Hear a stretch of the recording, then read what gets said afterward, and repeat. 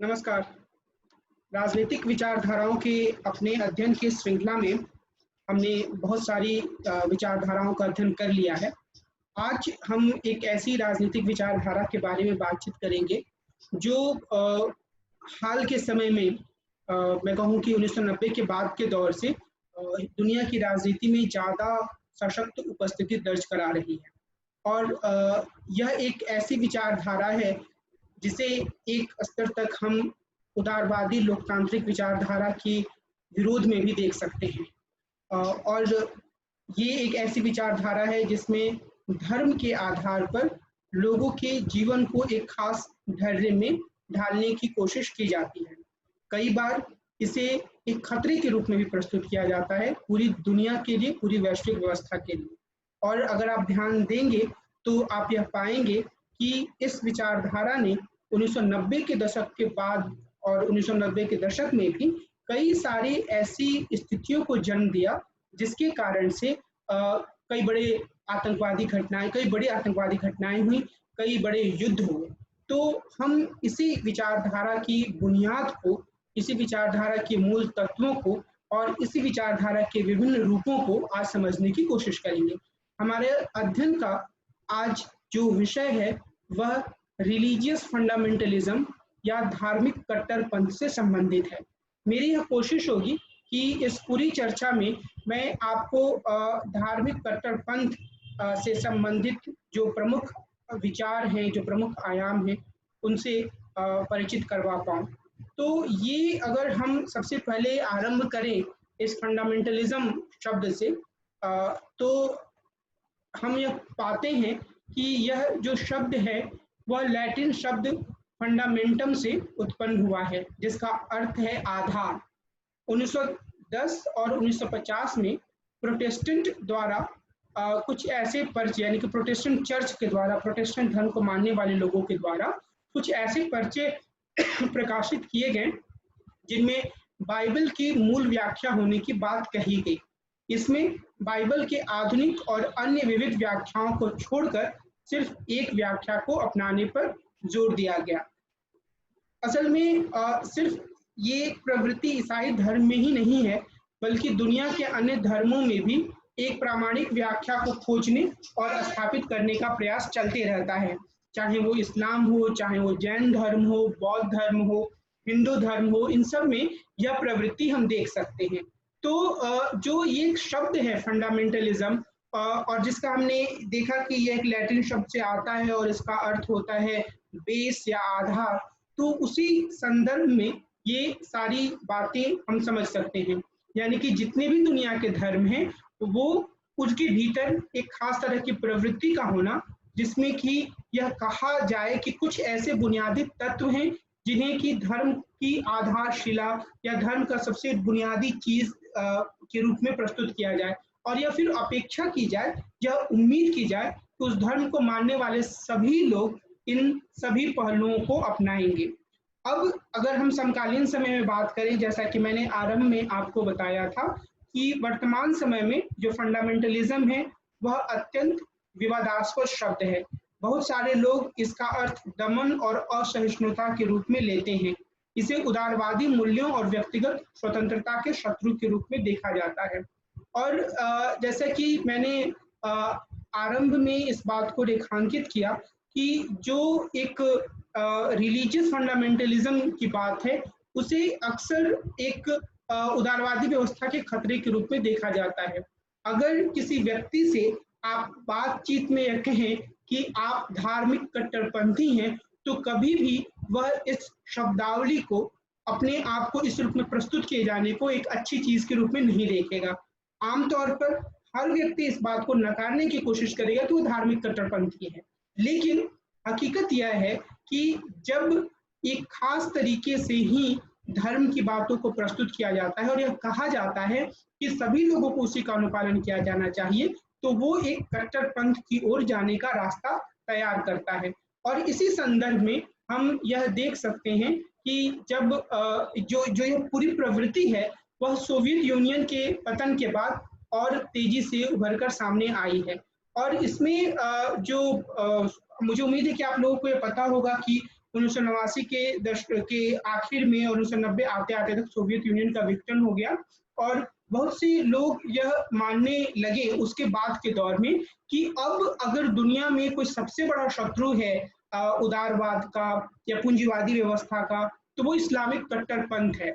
और इस संदर्भ में सैमुअल पी हंटिंगटन ने 1993 में यह विचार व्यक्त किया कि शीत युद्ध की समाप्ति ने सभ्यताओं के संघर्ष को जन्म दिया है।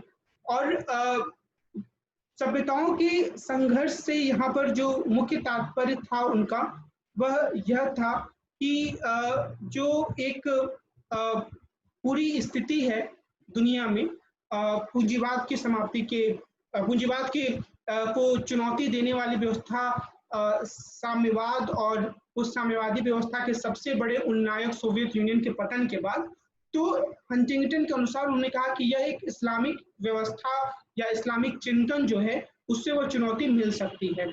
और उनका यह कहना था कि ये दो अलग अलग तरह के सिविलाइजेशंस के रूपक हैं। एक सिविलाइजेशन को उन्होंने यह कहा कि वह बंधे बंधाए नियमों के आधार पर अपने अनुयायियों से पूरी निष्ठा की अपेक्षा करता है और उसे उन्होंने इस्लामिक सिविलाइजेशन कहा। और दूसरे में उन्होंने ईसाई सिविलाइजेशन को प्रस्तुत किया और उन्होंने यह कहा कि इस सिविलाइजेशन में एक तरह की बहुलता या बहुल विचारों के अस्तित्व की स्थिति रही है। तो उनका यह कहना है सैमुअल पी हंटिंगटन का कि अब एक क्लासेस ऑफ सिविलाइजेशन की स्थिति जैसी स्थिति बन सकती है और इसी संदर्भ में उन्होंने अपने विचारों को रखा। तो और ये एक ऐसा विचार था जिसने बहुत सारे लेखन को, बहुत सारे लोगों को प्रेरित किया। बहरहाल अगर हम आगे देखें इस पूरे वाद विवाद को, तो हम यह पाएंगे कि जो पूरा एक विचार है धार्मिक कट्टरपंथ का, उसका उभार सेकुलराइजेशन के सिद्धांत के सामने बहुत गहरी चुनौती प्रस्तुत करता है और इसने एक रिलीजियस रिवाइवलिज्म या धार्मिक पुनरुत्थान की स्थिति पैदा की। धार्मिक कट्टरपंथ को अपने आप में एक राजनीतिक विचारधारा मानने के पीछे मुख्य रूप से यह तर्क दिया जाता है कि धर्म का राजनीति और कानून से अटूट संबंध होता है, इसलिए कई देशों में इसके आधार पर समाज के पुनर्निर्माण की कोशिश होती है। तो अगर हम विचारधारा की बात कर रहे हैं, और ये बात हमारे सामने बिल्कुल साफ हो जानी चाहिए कि जब हम यह कह रहे हैं कि जो ये पूरी विचारधारा है धार्मिक कट्टरपंथ की या रिलीजियस फंडामेंटलिज्म की, वह अन्य राजनीतिक विचारधाराओं की तरह ही है, तो इसका अर्थ यह है कि इसमें एक सुनिश्चित लक्ष्य दिया गया है और यह कहा गया है कि जब कुछ सुनिश्चित मूल्यों के हिसाब से व्यवस्था संचालित की जाती है तो वो अच्छी व्यवस्था होती है। तो इसमें एक पूरा आयाम प्रस्तुत किया गया है और उस आयाम में धर्म जो है वह केंद्रीय भूमिका में है। तो ये एक रिलीजियस फंडामेंटलिज्म की जो मुख्य बात है उस संदर्भ उसे हमें याद रखने की जरूरत है। आधुनिक विश्व से जुड़ाव की अगर हम बात करें तो यह एक बड़ा ही महत्वपूर्ण बिंदु भरकर सामने आता है, क्योंकि अतीत की तरफ देखने और आधुनिकतावाद का स्पष्ट तौर पर विरोध करना एक जो धार्मिक कट्टरपंथ है उसकी मुख्य विशेषता है। लेकिन हमें यह याद रखने की जरूरत है कि धार्मिक कट्टरपंथ आधुनिक विश्व की उपज है। ये एक खास तरह की प्रवृत्ति को दिखाता है जिसमें धार्मिक कट्टरपंथी अपने धर्म के बारे में कुछ सूत्रों में सत्य को जानने का दावा करते हैं और फिर उसी के आधार पर अपने धर्म और पूरी दुनिया को ढालने का प्रयास करते हैं। अब अगर हम आधुनिक विश्व के कुछ अन्य प्रमुख विचारधाराओं पर ध्यान दें तो हमें यही बात सामने आएगी। आगे हम लोग उत्तर आधुनिकतावाद के बारे में पढ़ेंगे तो हम ये देखेंगे कि उत्तर आधुनिकतावाद की जो मुख्य समस्या है आधुनिकतावाद से वो यही है कि यह एक खास तरीके के सत्य को स्थापित कर देता है और यह उम्मीद करता है कि बाकी सारे जो लोग हैं वो इसी सत्य के अनुसार अपने जीवन को जिए, और यह बात जो धार्मिक कट्टरपंथ है उसमें भी सम्मिलित है। तो यह एक खास तरीके से आधुनिकता के साथ उभर कर आई हुई परिघटना मानी जा सकती है और इस रूप में यह प्रत्येक धर्म के भीतर जो विविधता हो सकती है उस विविधता को का एक तरीके से अंत कर देती है या उसे बहुत गहरी चुनौती प्रदान करती है। और इसमें इस बात पर जोर दिया जाता है कि जो भी धर्म का सत्व है, धर्म का जो भी एसेंस है, वह कुछ खास मूल्यों के अनुपालन में निहित है और जब तक व्यक्ति इन मूल्यों का अनुपालन नहीं करेगा, तब तक वह वास्तविक अर्थों में उस धर्म को मानने वाला व्यक्ति नहीं माना जाएगा। तो यह जो एक प्रवृत्ति है, वह हमें याद रखने की जरूरत है कि आधुनिकतावाद से जुड़ी हुई, मॉडर्निज्म से जुड़ी हुई प्रवृत्ति है, एक कुछ खास सत्यों को स्थापित करने का प्रयास करना।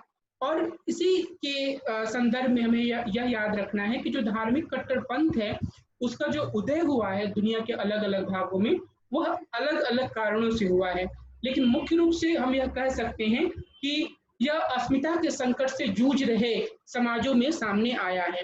अब अगर हम अफगानिस्तान में तालिबान के उदय को देखने की कोशिश करें, तो हम इस चीज को बड़े अच्छे तरीके से समझ सकते हैं।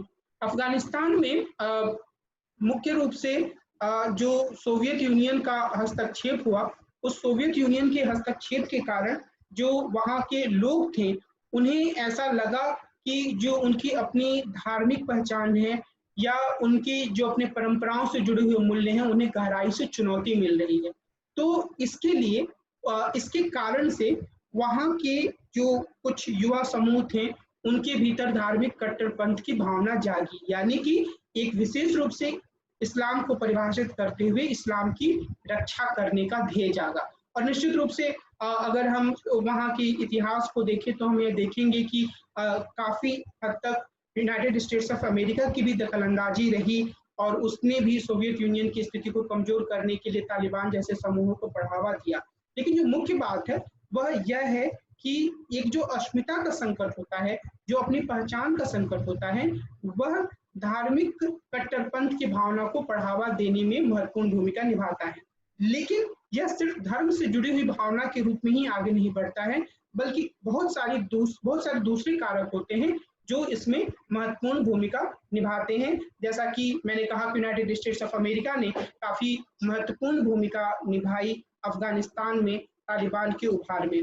अब अगर हम अस्मिता के संकट को पैदा करने वाले कारकों पर विचार करें, तो ये 3 तरीके के कारक हैं: सेकुलराइजेशन, उत्तर उपनिवेशवाद और वैश्वीकरण। अब इसमें जो सेकुलराइजेशन की बात है, वह यह इस बात से संबंधित है कि धीरे धीरे जो धर्म का प्रभाव है, पहली बात तो इसमें यही है कि जो राज्य की संस्थाएं हैं, उन पर धर्म का प्रभाव नहीं होगा या धीरे धीरे उसे कम किया जाएगा, और राज्य लोगों के धार्मिक मामलों में दखलंदाजी नहीं करेगा। दूसरी बात जो इसमें है वह यह है कि जो सार्वजनिक जीवन है, उस पर से धर्म के प्रभाव को लगातार कम से कमतर किया जाएगा। तो सेकुलराइजेशन की जो पूरी प्रवृत्ति है, वो इसी बात से उत्पन्न होती है कि जो धर्म की भूमिका है सार्वजनिक जीवन में, उसे कम किया जाए। लेकिन यह प्रवृत्ति बहुत सारे देशों में, बहुत सारे समाजों में एक तरीके से धार्मिक लोगों की भावनाओं को चोट पहुंचाने वाली साबित हुई। लोगों को ऐसा लगा कि उनके धर्म के जो मूल्य हैं, उनकी उपेक्षा की जा रही है, उन पर कुठाराघात किया जा रहा है, उनको लगातार हाशिए पर ढकेला जा रहा है, और उसके स्थान पर एक अनजाने मूल्य संहिता को थोपा जा रहा है। तो अब जिस भी देश में देखेंगे कि वहां पर एक तरीके से धार्मिक कट्टरपंथ का उभार हुआ, तो आप ये पाएंगे कि उसके पृष्ठभूमि में सेकुलराइजेशन के प्रति नापसंदगी या सेकुलराइजेशन के डर ने बड़ी महत्वपूर्ण भूमिका निभाई। मिसाल के तौर पर हम तालिबान की बात कर सकते हैं। मिसाल के तौर पर हम अपने देश में भी जब हम धार्मिक कट्टरपंथ के उभार की बात करते हैं, तो उसमें सेकुलराइजेशन के प्रति एक नापसंदगी का जो भाव है, वह एक महत्वपूर्ण कारक के रूप में उभरकर सामने आता है। दूसरे स्तर पर उत्तर उपनिवेशवाद। अब उत्तर उपनिवेशवाद जो मुख्य तत्व बनता है धार्मिक कट्टरपंथ के उभार का, वो इस स्तर पे बनता है कि उपनिवेशवाद के कारण जो देशों को बहुत बड़े पैमाने पर शोषण का सामना करना पड़ता है, जो आर्थिक विपन्नता आई बहुत सारे देशों में, उसने इन देशों में एक टकराव की स्थिति उत्पन्न की। और यह टकराव संसाधनों के लिए टकराव था। यह टकराव किस तरीके के मूल्य जीवन को आगे बढ़ाने के लिए सहायक हो, इसके बारे में भी टकराव था। और इसने बहुत सारे लोगों को धार्मिक कट्टरपंथ की ओर ढकेला, क्योंकि उन्हें यह लगा कि जो विदेशी शासन है, उसके समाप्त हो जाने के बाद अब उन्हें विदेशी शासन के बहुत सारे प्रतीकों से मुक्ति मिलनी चाहिए, और उन्हें अपने धर्म के जो प्रतीक हैं, उसके हिसाब से अपने जीवन को संचालित करने की छूट मिलनी चाहिए। तो जो ये एक उत्तर औपनिवेशवाद की जो स्थिति है, उसने भी एक महत्वपूर्ण भूमिका अदा की। तीसरे स्तर पर इस अस्मिता के संकट को पैदा करने में, जो कि धार्मिक कट्टरपंथ की ओर ले जाता है। और तीसरे स्तर पर वैश्वीकरण। वैश्वीकरण हम जानते हैं कि ये एक ऐसी परिघटना है जो दुनिया में हमेशा रही है, लेकिन मोटे तौर पर 1970, 80 और बाद में पूरे खुले रूप में 1990 के दशक के बाद वैश्वीकरण का दौर सामने आया, जिसमें कि जो बड़े देश थे, जो प्रभावी देश थे, जो पूंजीपति देश थे, जो समृद्ध देश थे, उनके जो माल हैं वो गरीब देशों के यहाँ उनके बाजार में आने लगे। अब इससे एक ऐसी स्थिति पैदा हुई जिसने लोगों के भीतर काफी निराशा की भावना भरी। निराशा की भावना इस लिहाज से कि अगर कोई समुदाय है जो अपनी परंपराओं को काफी तरजीह देता है, तो उसे यह साफ तौर पर दिखा कि उसके देश के जो युवा हैं वो अपनी परंपराओं से कट रहे हैं, वो पश्चिमी परंपराओं की ओर आकर्षित हो रहे हैं। तो इससे एक पहचान या एक अस्मिता का संकट सामने आया, जिसने कि इन देशों के लोगों को एक तरीके के कट्टरपंथ की ओर आगे बढ़ाया, क्योंकि धर्म जो है वो इन लोगों के लिए, या हम कह सकते हैं अधिकांश लोगों के लिए, जीवन का सबसे मूल आधार है। तो ऐसी स्थिति में जब उन्हें वैश्वीकरण से अपने आप को सुरक्षित रखना था, अपनी पहचान को सुरक्षित रखना था, तो उसके लिए जो सबसे बुनियादी साधन के रूप में जो चीज सामने आई वह था धर्म और धर्म के मूल्य। और लोगों ने इस पर ज्यादा जोर देना आरंभ किया, और इसके कारण से एक ऐसी स्थिति आई जिसने कि लोगों के पहचान के संकट को पैदा किया, अस्मिता के संकट को पैदा किया, और जिसके कारण से लोग धार्मिक कट्टरपंथ की ओर आगे बढ़े। अब अगर हम धार्मिक कट्टरपंथ की तत्वों पर विचार करें तो मुख्य रूप से हम 4 तत्वों को इसमें सम्मिलित कर सकते हैं: धर्म और राजनीति को, कट्टरपंथी आवेग को, आधुनिकतावाद के विरोध को, और उग्रता और आक्रामकता को। पहला जो धर्म और राजनीति की बात है, उसमें हमें यह याद रखने की जरूरत है कि जो रिलीजियस फंडामेंटलिज्म है, या जो रिलीजियस फंडामेंटलिज्म के समर्थक हैं, वे धर्म और राजनीति के बीच के अंतर को नकारते हैं। और इस संदर्भ में हम आयतुल्लाह खुमैनी, जो कि ईरान के धार्मिक शासक हुए थे 1979 के रेवोल्यूशन के बाद, उनकी कथन को याद कर सकते हैं। खुमैनी ने यह कहा था कि राजनीति ही धर्म है। और हमें यह भी याद रखने की जरूरत है कि रिलीजियस फंडामेंटलिज्म उदारवाद और मार्क्सवाद के भीतर धर्म से संबंधित विचारों से आगे जाता है, और इसका विकास इन धाराओं में धर्म के स्थान के विरोध में पैदा हुआ है।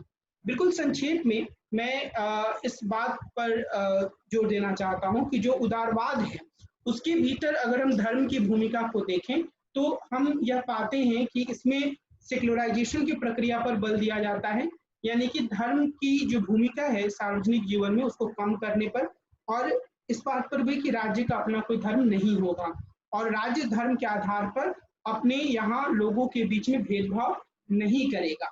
तो ये और इस संदर्भ में एक जो निजी और सार्वजनिक का विभेद है वह भी सामने आता है। निजी और सार्वजनिक के इस पूरे विभेद में यह माना जाता है कि जो धर्म है वो निजी मसला है, और सार्वजनिक जीवन में अपनी धार्मिक आस्थाओं को थोपने की कोशिश नहीं की जानी चाहिए।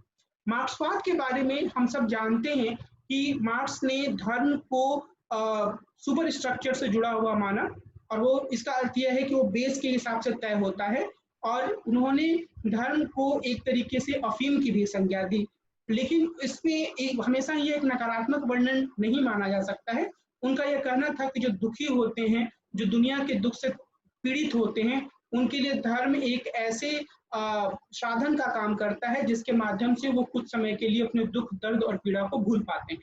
तो ये जो एक मार्क्सवाद के भीतर धर्म की आलोचना है, और जो उदारवाद के भीतर जो धर्म की भूमिका है, उसकी तुलना में जो रिलीजियस फंडामेंटलिज्म है वो बिल्कुल अलग तरीके से धर्म को प्रस्तुत करता है। रिलीजियस फंडामेंटलिज्म के भीतर यह माना जाता है कि धर्म ही जीवन का और राजनीति का मूल आधार है। अगर धर्म से अलग हटकर जीवन या राजनीति की परिकल्पना की जाती है तो वो सही नहीं है, और वो इसके आधार पर एक ऐसी व्यवस्था बनाना चाहते हैं जिसमें कि लोग अपने अधिकारों और अपने कर्तव्यों को समझें। और ये जो धर्म है उसे वो प्राथमिक सामूहिक पहचान के रूप में स्थापित करता है रिलीजियस फंडामेंटलिज्म।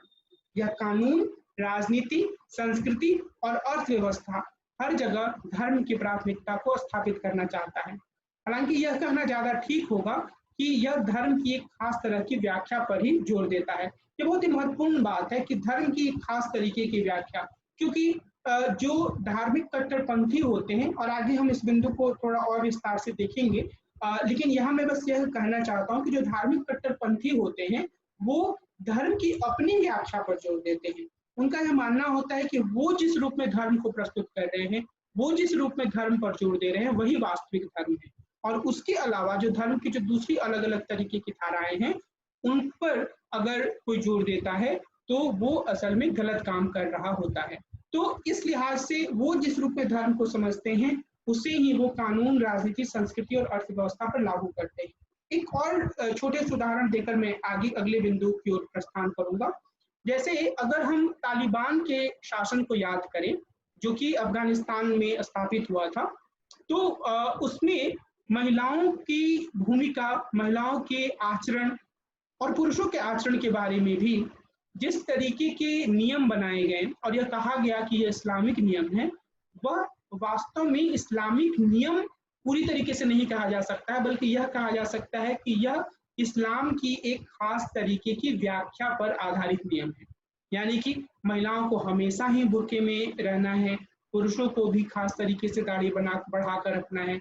ये सारी जो व्याख्याएं हैं वो एक खास तरीके की व्याख्या है, ये पूरे धर्म को समेटती हैं, ऐसा नहीं कहा जा सकता है। तो जो मुख्य बात है जो हमें याद रखने की जरूरत है कि ये धर्म और राजनीति को एक दूसरे से जुड़ा हुआ मानते हैं, धर्म की प्राथमिकता की बात करते हैं और धर्म की केंद्रीयता की बात करते हैं, लेकिन ये जो उनका जो धर्म होता है वह एक विशेष धर्म की खास तरह की व्याख्या ही होती है। दूसरा जो इसकी जो दूसरी विशेषता है वह कट्टरपंथी आवेग से संबंधित है। कट्टरपंथी आवेग जो है उसका अर्थ यह है कि इसमें धर्म के उन तत्वों पर जोर देना जिन्हें कि कट्टरपंथी खुद मूल या बुनियादी मानता है। पीछे भी मैं इसी बिंदु की तरफ इशारा कर रहा था, और इस लिहाज से यह काफी हद तक फांसीवाद और नाजीवाद के नजदीक चला जाता है, क्योंकि फांसीवाद और नाजीवाद के भीतर एक तरीके से इसी मुद्दे पर जोर दिया जाता है कि कुछ बुनियादी मूल्य हैं जिनका अनुपालन किया जाना चाहिए। हालांकि फांसीवाद और नाजीवाद से यह अलग भी है, क्योंकि इसमें वैज्ञानिक तथ्यों पर जोर नहीं दिया जाता है, बल्कि धर्म ग्रंथों के वर्णन पर जोर दिया जाता है। तो नाजीवाद के भीतर कुछ इस तरीके के तत्व मिल सकते हैं, लेकिन नाजीवाद के भीतर भी हम, और फांसीवाद के भीतर तो बिल्कुल वैज्ञानिक तथ्यों की बात भी कही जाती थी, लेकिन फांसीवाद के भीतर नस्लीय भेदभाव पर जोर दिया जाता था, और यह भी था कि पुरातन समय की जीवन शैली को अपनाना चाहिए। लेकिन यहाँ पर जो मुख्य जोर था फांसीवाद, नाजीवाद के भीतर, उसमें भी एक तरीके से ही धर्म को देखने की बात नहीं कही जाती थी। तो इस लिहाज से हम कह सकते हैं कि जो रिलीजियस फंडामेंटलिज्म है वो फासिज्म और नाजिज्म से अलग है, हालांकि कुछ समानताएं हमें देख सकती हैं। अब यहाँ पर हम अगर फंडामेंटलिस्ट की बात करें तो जो वो कई बार वैज्ञानिक तथ्यों के आधार पर धर्म ग्रंथों के बजाय धर्म ग्रंथों के वर्णन पर वो जोर देते हैं। मसलन अमेरिकन प्रोटेस्टेंट फंडामेंटलिज्म में भी क्रिश्चियन साइंस पढ़ाया जाता है। इसमें डार्विन के सिद्धांत के स्थान पर यह पढ़ाया जाता है कि मनुष्य ईश्वर द्वारा बनाए गए हैं। अपने देश में भी हम कई बार यह प्रवृत्ति देख सकते हैं जहां पर वैज्ञानिक तथ्यों के बजाय जो धार्मिक विश्वास हैं उन्हें एक सत्य के रूप में प्रस्तुत करने की कोशिश की जाती है, और वो कई तरीके के उदाहरणों से सामने आ सकता है। मिसाल के तौर पर अगर हर समस्या को जो धार्मिक फंडामेंटलिस्ट या जो धार्मिक कट्टरपंथी होता है वो अपने धर्म के भीतर ही सुलझा हुआ मान लेता है। वो मानता है कि उसके धर्म के जो सिद्धांत है वो सभी तरह की जो दुनिया की में चीजें हैं या जो चीजें हो रही हैं उनकी व्याख्या कर सकते हैं। तो इस लिहाज से जो धार्मिक कट्टरपंथी होते हैं वो वैज्ञानिकता से बिल्कुल दूर होते हैं, उनमें अपने धर्म के प्रति एक तरह का आवेग होता है। और रिलीजियस फंडामेंटलिज्म में धर्म की एक सक्रिय व्याख्या की जाती है, अर्थात पहले से मौजूद व्याख्याओं को स्वीकार नहीं किया जाता है। भ्रम की स्थिति होने पर उस व्याख्या को वरीयता दी जाती है जिससे मौजूदा लक्ष्य को हासिल करने में मदद मिले। मसलन तालिबान या आईएसआईएस जैसे संगठन इसी तरह की रणनीति बनाते हैं। तीसरे स्तर पर अगर हम इसकी विशेषता को देखें तो हम कह सकते हैं कि आधुनिकतावाद का विरोध इसकी एक प्रमुख विशेषता है। हालांकि हमने जैसा कहा था कि यह खुद आधुनिकतावाद की उपज माना जा सकता है, लेकिन इसमें आधुनिकतावाद के उस आयाम का विरोध किया जाता है जो कि धार्मिक आस्था या धर्म से जुड़े कर्मकांडों को नुकसान पहुंचाता है, उन्हें संदेह से देखने की बात करता है। इसलिए धार्मिक कट्टरपंथी आधुनिकतावाद का विरोध करते हैं, क्योंकि आधुनिकतावाद के भीतर जहां एक तरीके के सत्य की स्थापना की बात है, वहीं यह बात भी है कि वह सत्य मनुष्य की रैशनैलिटी से होकर सामने आता है। तो इस लिहाज से जो ये रैशनैलिटी होती है, जब मनुष्य अपने आप को एक रीजन या एक तर्क बुद्धि से युक्त व्यक्ति मानता है, तो वो यह सोचता है कि जो धर्म के आधार पर चीजें दी गई हैं, उनका भी वह तार्किक आधार पर परीक्षण करे। और जो धार्मिक कट्टरपंथी होते हैं, उनका यह मानना है कि यह पूरी प्रवृत्ति जो एक धार्मिक विश्वास है उसके लिए घातक है, और इसलिए वो आधुनिकतावाद का विरोध करते हैं। हालांकि यह चुनिंदा रूप से पारंपरिक और चुनिंदा रूप से आधुनिक है। जहां कहीं इसको मौका मिलता है, यह आधुनिक तथ्यों को भी अपनाने से चूकते नहीं है, चाहे वो आधुनिक हथियारों की बात हो, चाहे वो इस बात पर जोर देना हो कि जिस रूप में वो चीजों को प्रस्तुत कर रहे हैं वही सबसे बड़ा सत्य है धर्म के भीतर भी। ये सारा एक आधुनिकतावाद की जो प्रवृत्ति है उसे भी रिलीजियस फंडामेंटलिज्म में ग्रहण किया जाता है। यह परंपरावाद या रूढ़िवाद से अलग है, क्योंकि अतीत की एक खास व्याख्या को कई बार प्रतिक्रियावादी तरीके से लागू करने पर जोर दिया जाता है। जो परंपरावाद या रूढ़िवाद है उसमें इस तरीके से प्रतिक्रियावादी तरीकों पर जोर नहीं दिया जाता है। हालांकि यह जरूर कहा जाता है कि जो परंपरा या अतीत से जुड़ी हुई चीजें वो ज्यादा श्रेयस्कर है। और दूसरा, यह आदर्श अतीत के बजाय शुद्ध भविष्य की स्थापना चाहता है। इसमें करिश्माई नेतृत्व, पॉपुलिज्म आदि पर जोर दिया जाता है। तो जो फंडामेंटलिज्म, जो रिलीजियस फंडामेंटलिज्म है, वो कंजर्वेटिज्म से भी एक अलग दिशा में जाता है। और चौथे स्थान पर उग्रता या आक्रामकता इसकी एक प्रमुख विशेषता के रूप में सामने आती है। रिलीजियस फंडामेंटलिस्ट की राजनीतिक गतिविधि उग्र और कई बार हिंसक होती है। कई बार यह एक राष्ट्र राज्य से आगे जाकर पराराज्यीय राजनीति के रूप में सामने आता है। इसकी जो उग्रता होती है वो कई कारणों से सामने आती है।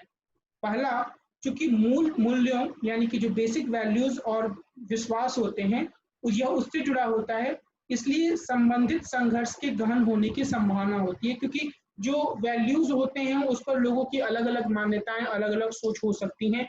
ऐसा एक धर्म के भीतर भी हो सकता है या दूसरे धर्मों से भी इसका सीधे टकराव हो सकता है। मिसाल के तौर पर अगर कोई यह मानता है कि उसका धर्म ही दुनिया में कायम होना चाहिए और जो लोग उसके धर्म को नहीं मानते हैं वो उसके शत्रु हैं, तो निश्चित रूप से यह दूसरे धर्म के लोगों के सामने एक एग्जिस्टेंशियल क्राइसिस, अस्तित्व का संकट पैदा कर देता है और इस स्थिति में एक तरीके का संघर्ष आगे बढ़ता है। दूसरे स्तर पर यह लोगों को सामूहिक पहचान देता है जिसमें वे खुद को विपरीत या शत्रु समूह के बरक्स परिभाषित करते हैं। तो अगर मैं एक हिंदू हूँ तो मुझे कुछ ऐसी पहचान दे दी जाए जिसमें कि मैं खुद को इस रूप में परिभाषित करूं कि दूसरे में मुझे अपने शत्रु या विपरीत समूह के ही लगे। तो ऐसी स्थिति में एक टकराव की स्थिति पैदा होती है और इसका नतीजा यह होता है कि कई बार कानून और संवैधानिक राजनीति से यह एक अलग रास्ता अपना लेता है और अक्सर ऐसा करने के पक्ष में बुराई को खत्म करने और ईश्वर की इच्छा का अनुपालन करने का तर्क दिया जाता है। और यही दुनिया के सभी देशों में आतंकवाद की समस्या के रूप में सामने आया है।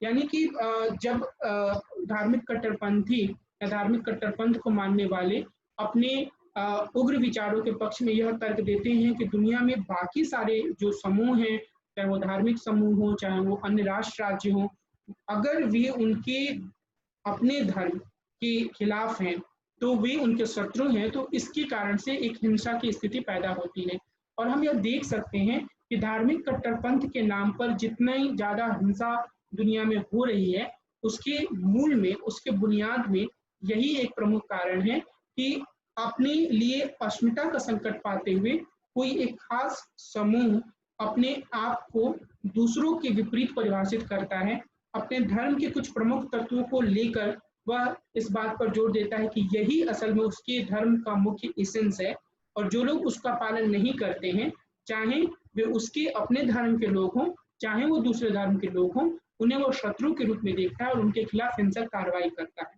तो यह जो एक प्रवृत्ति है वह धार्मिक कट्टरपंथ में देखी जा सकती है। मोटे तौर पर यह माना जाता है कि धार्मिक कट्टरपंथ या रिलीजियस फंडामेंटलिज्म एक धर्म विशेष यानी इस्लाम से जुड़ी हुई परिघटना है। लेकिन हम यह देखेंगे कि सिर्फ इस्लाम ही नहीं बल्कि दुनिया के तकरीबन तमाम धर्मों में यह प्रवृत्ति पाई जाती है। सभी धर्म शांति सहअस्तित्व की बात करते हैं, लेकिन उनके भीतर यह एक प्रवृत्ति के रूप में मौजूद है, और यह प्रवृत्ति बहुत सारे देशों की राजनीति की दिशा तय कर रही है। तो इस संदर्भ में जो रिलीजियस फंडामेंटलिज्म के जो विविध रूप हैं उन पर विचार करना काफी महत्वपूर्ण है। धार्मिक कट्टरपंथ के हम 3 रूपों पर ध्यान देंगे: इस्लामिक धार्मिक कट्टरपंथ और ईसाई धार्मिक कट्टरपंथ और ईसाई या क्रिश्चियन कट्टरपंथ और अन्य धर्मों में जो मौजूद कट्टरपंथ है उस पर हम विचार करेंगे।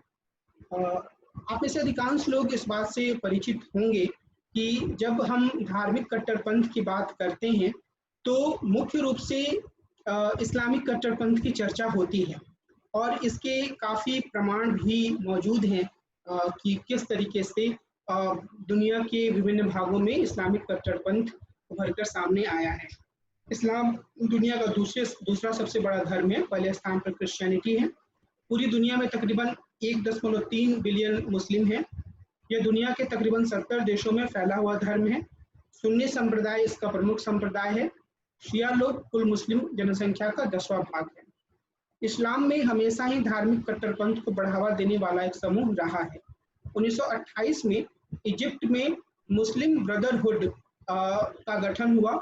यह पूंजीवाद और समाजवाद के विकल्प के रूप में इस्लामिक व्यवस्था स्थापित करना चाहता था। और अगर आप यह ध्यान दें तो विशेष रूप से द्वितीय विश्व युद्ध के बाद की जो एक स्थिति रही है उसमें इसी बात पर जोर दिया जाता रहा है कि या तो पूंजीवादी व्यवस्था श्रेयस्कर है या फिर उसके विकल्प के रूप में समाजवादी व्यवस्था को अपनाया जाना चाहिए। कुछ देशों ने, मिसाल के तौर पर हिंदुस्तान ने और कुछ अन्य देशों ने मिश्रित अर्थव्यवस्था वाली स्थिति को अपनाने का फैसला किया था। लेकिन जो ये पूरी व्यवस्था है इजिप्ट जैसे देशों में मुस्लिम ब्रदरहुड जैसे संगठनों के द्वारा जिसे आगे बढ़ाने की कोशिश की गई, वह इस्लामिक मूल्यों के आधार पर पूरी व्यवस्था को गठित करने की बात करती है। 1979 में आयतुल्लाह खुमैनी के नेतृत्व में ईरान में इस्लामिक रिपब्लिक की स्थापना हुई। 1990 के दशक में तालिबान, अल-कायदा और ISIS जैसे संगठन उभरकर सामने आए। अब अगर हम इन आयतुल्लाह खुमैनी ने एक तरीके की इस्लामिक शासन व्यवस्था स्थापित की और उस शासन व्यवस्था के आधार पर उन्होंने यह दिखाने का प्रयास किया कि इस्लामिक मूल्यों के हिसाब से किस तरीके का शासन चलाया जा सकता है। लेकिन अगर हम ध्यान दें बाद के दौर में उभरकर सामने आए संगठनों के बारे में, विशेष रूप से मैं तालिबान, अल-कायदा और ISIS की बात करूंगा, तो कुछ एक बिंदुओं को हम बहुत अच्छे तरीके से रेखांकित कर सकते हैं। पहली बात जिस पर मैंने पीछे भी कई बार जोर दिया कि इस्लाम की एक खास तरह की व्याख्या पर जोर दिया गया। यह वह व्याख्या नहीं है जिसे इस्लाम को मानने वाला हर व्यक्ति स्वीकार करता है, लेकिन इन समूहों के द्वारा यह कहा गया कि जिस रूप में ये इस्लाम को प्रस्तुत कर रहे हैं वही असल में इस्लाम का मुख्य तत्व है। जो दूसरी प्रमुख विशेषता हम इसमें देख सकते हैं वो यह कि यह पूरी जो एक इस्लामिक कट्टरपंथ की जो परिघटना है उसमें एक तरीके से पहचान का संकट भी उभरकर सामने आया है, और पश्चिमी देशों की भूमिका, वैश्वीकरण की भूमिका और उसमें इस्लामिक देशों के पीड़ित होने की जो भावना है उसने इसे उभारने में महत्वपूर्ण भूमिका निभाई है। अब कई बार यह तालिबान जैसे मामले में एक देश तक सीमित रहा, लेकिन अल-कायदा और ISIS के मामले में हालांकि यह दुनिया की एक भाग से आरंभ हुआ, लेकिन यह पूरी दुनिया के इस्लाम के संदर्भ में खुद को पेश करने की कोशिश की, और इसमें इन्होंने दुनिया में जो पूंजीवादी और एक अमेरिकी वर्चस्व की व्यवस्था थी उसे ईसाई व्यवस्था से जोड़ते हुए या गैर मुस्लिम व्यवस्था से जोड़ते हुए उसके खिलाफ आक्रामक नीति अपनाई। और इसमें जैसे अलकायदा के बारे में हम जानते हैं कि उसने अमेरिका में 2001 में जो 9/11 की घटना की थी, जिसमें कि हजारों लोग मारे गए थे, और उसके बाद बहुत सारी युद्ध की एक प्रक्रिया शुरू हुई अफगानिस्तान में। इराक का युद्ध इससे अलग था, लेकिन मोटे तौर पर वह भी एक निरंकुश इस्लामिक देश के खिलाफ अमेरिका और ब्रिटेन की कार्रवाई के रूप में देखा जा सकता है। लेकिन जो मुख्य बात है वह यह कि ये एक वैश्विक फलक तक फैलाने की कोशिश अलकायदा और आईएसआईएस की रही है। हाल के वर्षों में आईएसआईएस जो है वो काफ़ी अपनी चर्चा में रहा है अपनी क्रूरता के कारण, क्योंकि इसमें जब लोगों को बंदी बनाया जाता है तो उन्हें बहुत ही निर्मम तरीके से मार दिया जाता है, उनके शरीर का अंग भंग कर दिया जाता है, महिलाओं को सेक्स स्लेव जैसे बनाने जैसी कई तरह की घटनाएं सामने आई हैं। तो यह एक ऐसा स्वरूप है जिसकी बुनियाद हम अलग तरीके की घटनाओं में ढूंढ सकते हैं, यानी कि वह अस्मिता के संकट के रूप में है, वह पूंजीवाद या पश्चिमी देशों के शोषण की मुखालफत के रूप में है। लेकिन जब वो वास्तविक रूप में सामने आता है तो कई बार वह अपने बहुत ही विद्रूप या क्रूप चेहरे के साथ सामने आता है, और हम इस बात को देख सकते हैं कि इसने दुनिया के विभिन्न भागों में काफी संघर्ष को जन्म दिया है। निश्चित रूप से हमें यह याद रखने की जरूरत है कि जैसे हर धार्मिक कट्टरपंथ के साथ होता है, वैसे ही इस्लामिक कट्टरपंथ के साथ भी यह स्थिति है कि सारे लोग या अधिकांश लोग हम कह सकते हैं बहुमत के लोग जो हैं इस्लाम को मानने वाले, वो इस तरह के कट्टरपंथ का समर्थन नहीं करते हैं। हालांकि जो ये कट्टरपंथी तरीके से शासन चलाने की प्रवृत्ति है वो अलग अलग रूपों में कई देशों में दिखाई दे सकती है, जो कि इस्लाम के आधार पर खुद को संगठित होने का दावा करते हैं। पाकिस्तान में भी गाहे बगाहे इस तरह की बात करने वाले संगठन उभर कर सामने आते रहते हैं। लेकिन अगर हम इस्लामिक जो कट्टरपंथ है, धार्मिक कट्टरपंथ, उससे हम आगे बढ़ें तो हम यह देख सकते हैं कि जो दूसरे धर्म है, मिसाल के तौर पर जो क्रिश्चियनिटी है, उसके भीतर भी एक तरह का कट्टरपंथ हमेशा ही रहा है। हालांकि यह दुनिया में मुस्लिम कट्टरपंथ के स्तर तक नहीं फैला है, लेकिन अलग अलग रूपों में सामने आया है। कई स्थानों पर यह जातीय राष्ट्रवाद का सहायक बना है, मसलन आयरलैंड में ऐसा हुआ है। यहाँ डेमोक्रेटिक यूनियनिस्ट पार्टी ने इस बात पर जोर दिया है कि यदि यूनाइटेड आयरलैंड के विचार को स्वीकार कर लिया जाता है तो यह कैथोलिकवाद और रोम की जीत होगी, इसलिए वो इसके प्रतिरोध की बात करते हैं।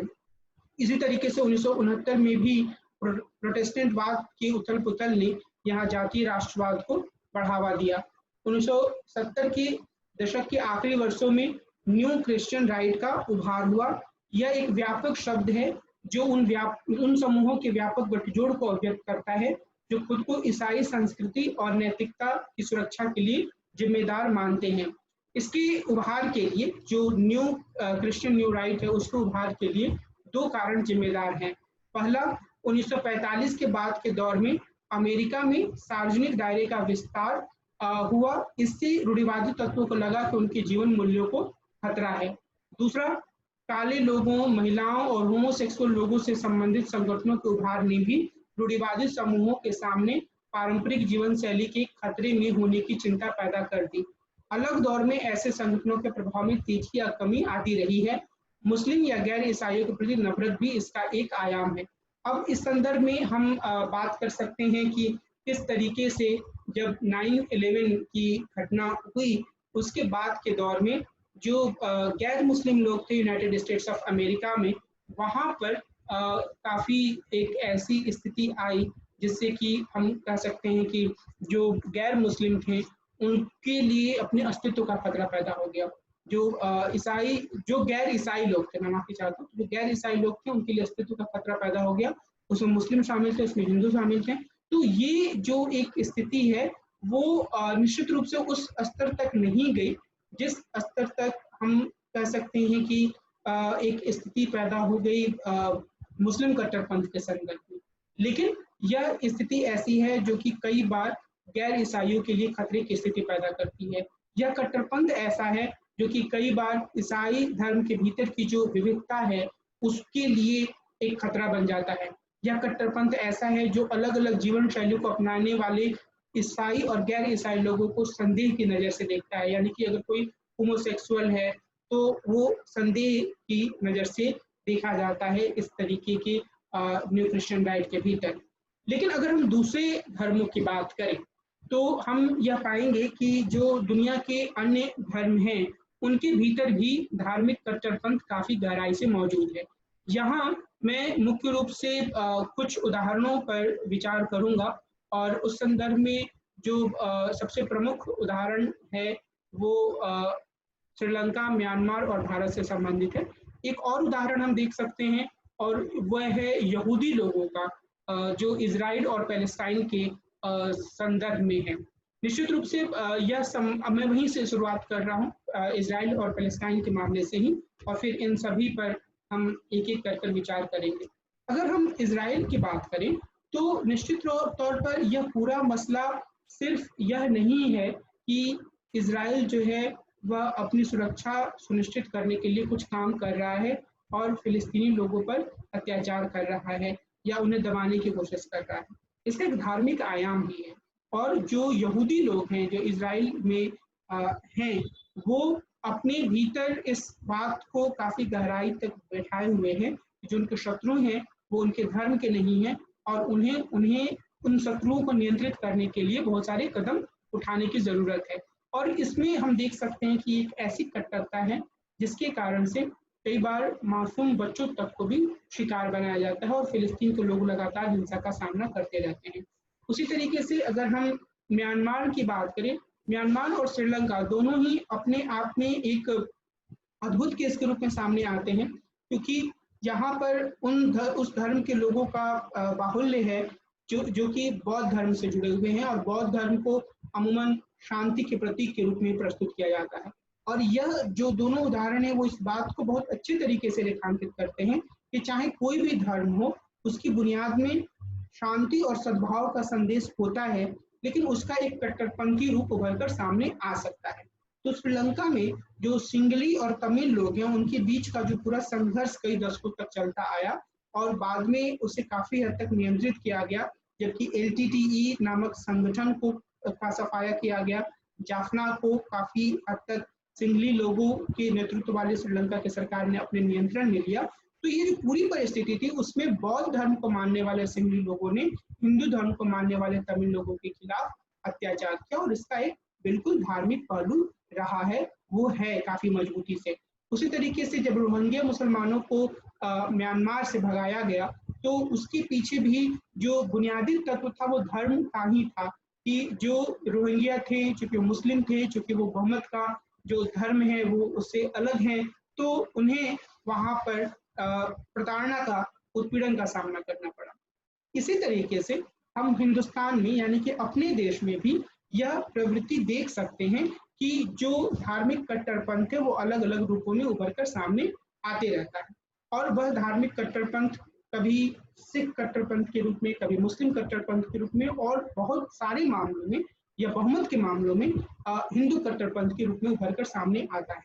निश्चित तौर पर यह कट्टरपंथ इतना व्यापक रूप में सामने नहीं आता है, यह पूरी तरीके से भारत की जो शासन पद्धति है उसके लिए गंभीर खतरा बन जाए, लेकिन जो समाज में सौहार्द है, जो समाज में दूसरे तबके हैं, उनके खिलाफ नफरत के रूप में धार्मिक कट्टरपंथ की विचारधारा, रिलीजियस फंडामेंटलिज्म की विचारधारा जरूर काम करती है। और जैसे मैंने पहले कहा है कि अन्य मामलों की तरह ही यहाँ भी जो धार्मिक कट्टरपंथ की विचारधारा है वह अपने धर्म के भीतर के ही अन्य समूहों को भी प्रश्नांकित करती है। यानी कि अगर हम हिंदू धर्म का उदाहरण लें तो कुछ खास तत्वों से जुड़े व्यक्तियों को या कुछ खास तत्वों का अनुसरण करने वाले व्यक्तियों को ही हिंदू मानना और बाकी सबको गद्दार, देशद्रोही करार देना, यह एक ऐसी प्रवृत्ति है जो खुद हिंदू धर्म का अनुसरण करने वाले लोगों के अस्तित्व के लिए खतरा पैदा करती है। सिखिज्म में और इस्लामिक धर्म, इस्लाम के भीतर भी इस तरह की प्रवृत्ति साफ तौर पर देखी जा सकती है। तो जो चीज हमें याद रखने की जरूरत है वह यह कि कुछ धार्मिक कट्टरपंथ के आधार पर काम करने वाले संगठन या धार्मिक कट्टरपंथ के आधार पर काम करने वाली विचारधारा कुछ मामलों में काफी सशक्त रूप से सामने आई है और उसने शांति और सौहार्द के लिए खतरा पैदा किया है। कई अन्य मामलों में यह सीमित रूप में सामने आ गया। यह इसने उतना बड़ा खतरा पैदा नहीं किया है जितना कि अन्य मामलों, मिसाल के तौर पर इस्लाम के आधार पर काम करने वाले धार्मिक कट्टरपंथ ने किया है। लेकिन अन्य मामलों में भी यह खतरे के रूप में है। अन्य मामलों में भी यह लोगों की धार्मिक स्वतंत्रता, विचार अभिव्यक्ति की स्वतंत्रता, अपना काम करने की स्वतंत्रता, अपनी जीविका अर्जित करने की स्वतंत्रता के लिए खतरे के रूप में सामने आती है। और इस संदर्भ में यह काफी महत्वपूर्ण हो जाता है कि हम यह देखें कि अगर हम इस पे अन्य जितने तरह के विचार हैं, उन यानी कि जिन विचारधाराओं को हमने देखा है और उनके हिसाब से अगर हम इस पर विचार करें तो हम धार्मिक कट्टरपंथ को कैसे समझ सकते हैं। और इस संदर्भ में मैं कुछ प्रमुख उदाहरणों पर विचार करूंगा। उनके विचारों को, उनके हिसाब से मैं धार्मिक कट्टरपंथ को आपके सामने रखने की कोशिश करूंगा। निश्चित तौर पर यह ऐसी चीज है जिसके बारे में आप में से अधिकांश लोग समझ बना सकते हैं। मिसाल के तौर पर अगर हमें यह समझना है कि उदारवाद के परिप्रेक्ष्य से धार्मिक कट्टरपंथ को कैसे देखा जाए, तो निश्चित रूप से धार्मिक कट्टरपंथ या रिलीजियस फंडामेंटलिज्म उदारवाद के लिए एक ऐसी विचारधारा है जिसका त्याग किया जाना चाहिए, क्योंकि धार्मिक कट्टरपंथ जो है वो एक धर्म के कुछ खास मूल्यों को सार्वभौमिक मूल्य के रूप में स्थापित करना चाहता है। और जो लोग इन मूल्यों का अनुसरण नहीं करते हैं, इन मूल्यों का अनुपालन नहीं करते हैं, उनकी स्वतंत्रता को सीमित करने, उन्हें इन मूल्यों का पालन करने के लिए मजबूर करने या इन्हें एक शत्रु के रूप में प्रस्तुत करने के लिए की बात करता है। लेकिन जो उदारवाद है वो हर व्यक्ति की स्वतंत्रता की बात करता है। वह धर्म को एक निजी मामले के रूप में देखता है। वह सेकुलराइजेशन की प्रक्रिया पर जोर देता है। वह इस बात पर जोर देता है कि व्यक्ति ही सर्वप्रमुख इकाई होनी चाहिए। हर व्यक्ति को इस बात का अधिकार होना चाहिए कि वह इस बात को तय करे कि उसके जीवन मूल्य क्या हैं, वो अपने जीवन को किस तरीके से आगे बढ़ाना चाहता है। तो इस लिहाज से उदारवाद बिल्कुल साफ तौर पर धार्मिक कट्टरपंथ की आलोचना करता है। दूसरे स्तर पर अगर हम मार्क्सवाद को देखें तो हम यह पाएंगे, जैसे कि मैंने पहले भी थोड़ा सा संकेत किया है, कि मार्क्सवाद के भीतर धर्म की आलोचना की गई है। उसे बेस और सुपर स्ट्रक्चर की जो पूरी रूपरेखा है उसमें सुपर स्ट्रक्चर का भाग माना गया है। यानी कि मार्क्सवाद यह मानता है कि जो धार्मिक आधार हो, जो आर्थिक आधार होता है, वही धर्म के स्वरूप को भी तय करता है। तो इस लिहाज से यह माना गया है कि जो धार्मिक कट्टरपंथ है वह मार्क्सवाद के भीतर यह माना जाता है कि इसके पीछे, इसको उभारने के पीछे जो प्रमुख कारण है वह धार्मिक ना होकर आर्थिक होता है। कोई ऐसा समूह होता है जो अपने आर्थिक हितों को सुनिश्चित करने के लिए, विशेष रूप से पूंजीपतियों का समूह होता है, वह अपने आर्थिक हितों को सुनिश्चित करने के लिए इस तरह की भावनाओं को भड़काता है। और दूसरे, कई बार इसे एक गैर बुर्जुआ या पूंजीवादी या उदारवादी समाज आने के पहले के मूल्य के रूप में भी देखा जाता है। यानी कि अगर कोई समाज अगर पूरी तरीके से पूंजीवाद की तरफ नहीं आया है तो मध्यकालीन मूल्यों के रूप में धार्मिक कट्टरपंथ भी सामने आ सकता है। अगर हम तीसरे स्तर पर नारीवादियों की बात करें तो हम यह पाएंगे कि जो नारीवादी हैं वो धार्मिक कट्टरपंथ का कई स्तरों पर विरोध करती हैं। और ये ऐसा इसलिए भी है क्योंकि जो धार्मिक कट्टरपंथ है वो जिस तरीके से हमला करता है अपने धर्म के भीतर की विविधता पर और अपने धर्म से बाहर के लोगों पर, तो उसका जो सबसे बड़ा कोई शिकार होता है तो वो स्त्री होती है। और आप अगर अलग अलग धर्मों के कट्टरपंथियों के विचारों पर ध्यान दें तो आप यह पाएंगे कि वे महिलाओं को अधिकार दिए जाने के विरुद्ध हैं। और इस अर्थ में नारीवादी यह मानती हैं कि जो रिलीजियस फंडामेंटलिज्म की विचारधारा है वह महिलाओं के संदर्भ में पीछे जाने के रूप में है। यानी कि जहां नारीवाद इस बात पर जोर देता है कि महिलाओं को अधिकार मिलना चाहिए कि वो एक पैट्रियार्कल सोसाइटी में अपने अधिकारों को सुनिश्चित कर सकें, जो पुरातन मूल्य हैं उनको एक तरीके से नकार सकें, और अगर रेडिकल फेमिनिस्ट की माने तो पैट्रियार्कल सिस्टम को ही पूरी तरीके से खत्म कर सकें। वहीं जो रेडिकल रिलीजियस फंडामेंटलिज्म है वह इस बात पर जोर देता है कि जो पूरी व्यवस्था है वह धर्म और पुरातन मूल्यों पर आधारित होनी चाहिए, और इस पूरी व्यवस्था में महिलाओं की जो स्थिति है वह काफ़ी खराब होती है, उनकी स्थिति ऐसी नहीं होती है कि वे अपने अधिकारों की मजबूती से दावेदारी कर पाएँ। और अगर हम अलग-अलग तरह की व्यवस्थाओं में देखेंगे, विशेष रूप से हम तालिबान की बात कर सकते हैं, तो हम ये पाएँगे कि वहाँ पर महिलाओं के अधिकारों की काफ़ी गहरे रूप में उपेक्षा की गई, उनकी जो आज़ादी है उनको पूरी तरीके से खत्म कर दिया गया। उसी तरीके से हम अराजकतावादियों के दृष्टिकोण से भी धार्मिक कट्टरपंथ को देख सकते हैं। धार्मिक कट्टरपंथ के बारे में निश्चित रूप से अराजकतावादी आलोचनात्मक रुख रखते हैं, रखेंगे। क्यों? क्योंकि जो अराजकतावादी हैं वो किसी भी प्रकार के सत्ता को आरोपित किए जाने का विरोध करते हैं। वो मानते हैं कि मनुष्य जो है उसे यह अधिकार है कि वो बिल्कुल स्वतंत्र रूप से अपने जीवन को आगे बढ़ाए। अब ऐसी स्थिति में अगर धार्मिक कट्टरपंथ को थोपा जाता है, तो वो मनुष्यों की अपनी स्वतंत्रता के ऊपर एक बाहर से आरोपण की तरह होगा। यह एक ऐसी स्थिति होगी जो मनुष्यों की, व्यक्तियों की स्वतंत्रता को बाधित करेगी, उसके लिए खतरा पैदा करेगी। तो इस रूप में अराजकतावादी भी यह मानते हैं कि जो धार्मिक कट्टरपंथ है वह एक ऐसी नकारात्मक चीज है जिसकी उपेक्षा की जानी चाहिए। कंजर्वेटिव्स जो हैं वो निश्चित रूप से परंपराओं की बात करते हैं। वो यह इस बात पर जोर देते हैं कि परंपराओं को एकदम से खारिज कर देना, नकार देना सही नहीं है और इसीलिए वो क्रांति का विरोध करते हैं। इसीलिए कंजर्वेटिव्स यह मानते हैं कि अराजकतावादी, उदारवादी ये जो विचार रखते हैं वह मानव सभ्यता के लिए सही नहीं है। उनका यह मानना है कि परंपराएं एक धारा के रूप में बह रही हैं और उसी रूप में हमें उसे अपनाना चाहिए और अगर उसको बदलाव करना भी है तो वो बदलाव धीरे-धीरे होना चाहिए।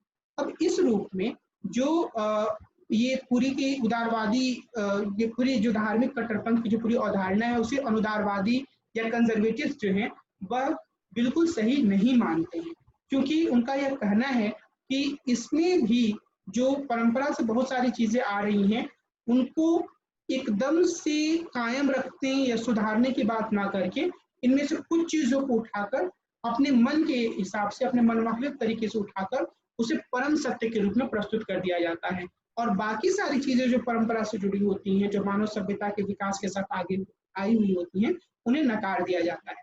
तो चाहे वो इस्लाम की बात हो, चाहे वो हिंदू धर्म की बात हो, चाहे वो बौद्ध धर्म की बात हो, जो धार्मिक कट्टरपंथी होते हैं वो सभी पारंपरिक चीजों को नहीं लेते हैं, बल्कि वो अपने लक्ष्य के हिसाब से, जो भविष्य में वो एक समाज बनाना चाहते हैं, उसके हिसाब से वो कुछ तत्वों को ग्रहण करते हैं और उसे ही परम सत्य के रूप में प्रस्तुत कर देते हैं। तो इस लिहाज से जो रेडिकल फंडामेंटलिज्म है वह अनुदारवाद की विचारधारा से अलग है और अनुदारवादी या जो कंजर्वेटिव्स होते हैं वो रेडिकल फंडामेंटलिज्म के विचार को पूरी तरीके से आलोचनात्मक दृष्टि से देखते हैं। उसी तरीके से अगर हम बात करें उत्तर आधुनिकतावादियों की, तो हम यह पाएंगे कि जो उत्तर आधुनिकतावादी होते हैं वो असल में इस बात का विरोध करते हैं कि कुछ ऐसे मूल्य हो सकते हैं जिन्हें सार्वभौमिक सत्य के रूप में स्थापित कर दिया जाए। उत्तर आधुनिकतावाद में हर प्रकार की जो विचार जो आधुनिकता के साथ उभर कर सामने आई उसका विरोध किया, क्योंकि उनका यह मानना है कि आधुनिकता के भीतर यह प्रवृत्ति रही है, आधुनिकतावाद के भीतर, कि वह कुछ खास पहलुओं को सार्वभौमिक पहलू के रूप में प्रस्तुत करता है। मिसाल के तौर पर अगर हम यह कहते हैं कि मनुष्य तार्किक होता है, तो हम उत्तराधिकतावादी या पोस्ट मॉडर्निस्ट ये मानते हैं कि ऐसा कहते हुए हम मनुष्य के भीतर जो अन्य दूसरे पहलू होते हैं, जो अन्य दूसरे आयाम होते हैं, उनकी उपेक्षा कर देते हैं और यह उपेक्षा करना, यह नकार बहुत ही घातक होता है। एक तरीके से मनुष्यों के भीतर जो दूसरी पहचान होती है उसका दमन करने के रूप में होता है। इसी लिहाज से वो यह कहते हैं कि चाहे वो उदारवाद हो, चाहे वो मार्क्सवाद हो, चाहे वो अराजकतावाद हो, ये सभी एक खास तरह की स्थिति को सार्वभौमिक स्थिति के रूप में प्रस्तुत कर रहे हैं। और अगर हम धार्मिक कट्टरपंथ को देखें तो वह भी इसी तरीके की विचारधारा है। यह एक ऐसी विचारधारा है जो यह मानकर चलती है कि एक खास तरीके की स्थिति ही इस दुनिया के सभी लोगों के लिए श्रेयस्कर स्थिति है और इसी स्थिति को अपनाने, इसी स्थिति को हर किसी पर थोपे जाने की जरूरत है, तभी वह व्यक्ति अपने लिए सबसे बेहतर स्थिति हासिल कर सकता है। लेकिन जो पोस्ट मॉडर्निस्ट है वो यह कहेंगे कि यह एक तरीके से यूज ऑफ पावर है, यह एक तरीके से इम्पोजिशन ऑफ पावर है जो कि इंडिविजुअल के लिबर्टी का दमन करता है। तो इस लिहाज से जो रिलीजियस फंडामेंटलिज्म की विचारधारा है वह उत्तर आधुनिकतावादियों की आलोचना का भी शिकार होती है। तो हम यह कह सकते हैं कि जो कई तरह की विचारधाराएं हैं उनके द्वारा इसकी काफी आलोचना की गई है। हमें यह याद रखने की भी जरूरत है कि बहुत सारे उदारवादी या ऐसे मिल जाएंगे, बहुत तरह की नारीवादी भी ऐसे मिल जाएंगी जो धार्मिक स्तर पर अपने विचारों को ढालने की कोशिश करती हैं।